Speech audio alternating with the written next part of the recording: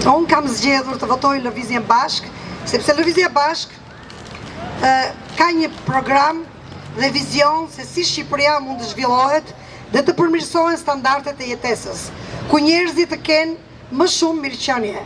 Pensionistët të marrin një pension më të lartë dhe të jetojnë me dinjitet, që punëtorët të marrin një rrogë më të madhe, që familjet shqiptare në fund të muajit të kenë më shumë të ardhura për nevojat e tyre jetike.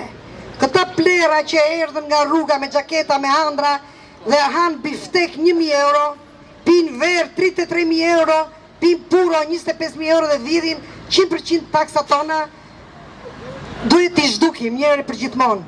Sot shtresa e mesme dhe profesionistët po largohen nga vendi. Këta hajdut që na vjedhin taksa tona, ndërtojnë pallate me 2-3 milion, 4 milion euro me gjakun ton, aq sa një i varfër as në hëndër nuk i shikon. Ndërtojnë hotele me 10.000, 20 milion euro, bëhen investitor strategjik me firmën e Edvin Drogës dhe as taksat nuk paguajnë. A ka poshtërsim më të madhe për çdo njeri të ndershëm. Edi Rama del dhe ne premton pasaportë europiane. Po si mund të na pranoj BE-ja me pensionet në 100.000 lekë, me një qeveri që gjysmën e saj i ka në burg dhe të tjerët i ka në hetim. Një shtet ku lullzon krimi, droga, korupcioni, ku jeta po bëhet e pasigurt, ku po vritjen dhe fëmijë të pafajshëm rrugëve. Bela, Bukuroshja, ka filluar të na bëjë dhe balerin dhe na kërcen rrugëve të Fierit. Dhe na kërcen këngën e Vish Fustanin. Prandaj duhet një ndryshim i madh dhe i vërtet.